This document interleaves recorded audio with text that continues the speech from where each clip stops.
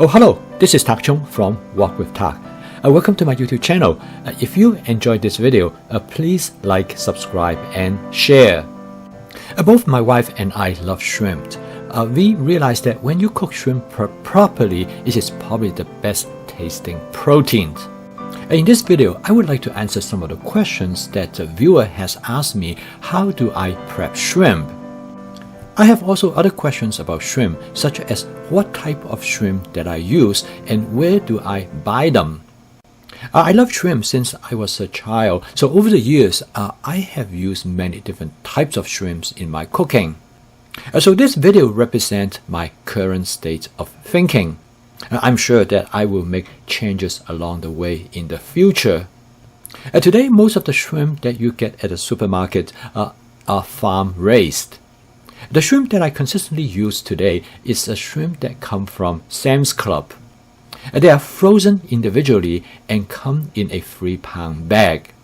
They are classified as large shrimp. This classification is based on how many shrimp that you can fit in a pound. For this shrimp, you will have about 31 to 40 shrimp per pound. These are large raw shrimp. I always purchase them raw. However, there are similar versions that come pre-cooked. These versions are mainly used for a cocktail shrimp. For stir frying, I recommend you always buy the one that are not cooked. These shrimp are peeled, deveined, and tailed off. A lot of time when you buy large shrimp, they have the tail on. Those versions are really designed for cocktail shrimp because you can pick up the shrimp with its tail. However, for stir fry, there's no reason for you to have the tail on the shrimp. I used to buy shrimp that are not peeled.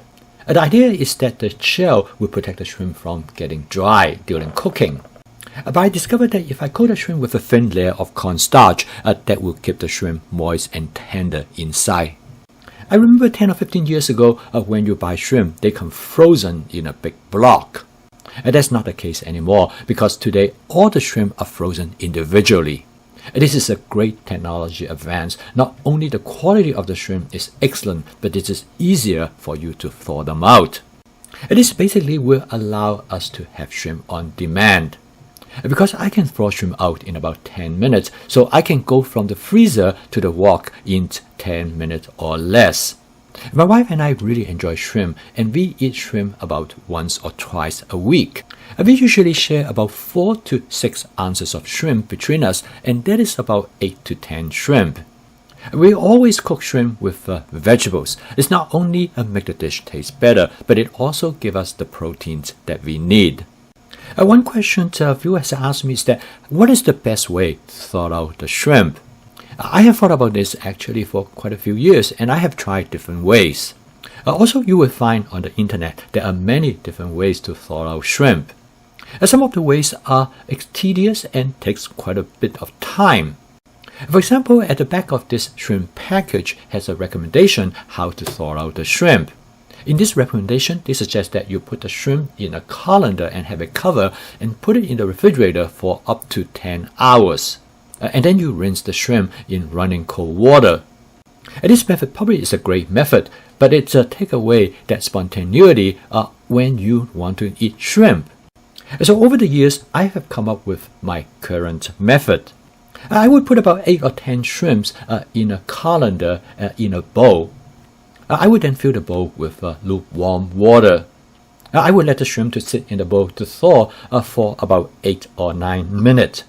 Usually by this time, the shrimp should be about 80 to 90% thawed. I would then rinse the shrimp with running cold water until there are no more foam that giving off by the shrimp. This foam are mainly due to the salt that are added to the shrimp. It is a way to preserve them during the freezing process. I find that if I don't rinse them thoroughly, the shrimp will taste salty. At this point, I discovered it is very important that you get rid of as much water as possible on the surface of the shrimp. Excess water on the surface of the shrimp will reduce the cooking temperature, and this will lead to not as great results. I use something called a Swedish sponge cloth to dry the shrimp. The sponge cloth is highly absorbent, just like sponge, and it's a great replacement for paper towels. It is economical and environmental friendly.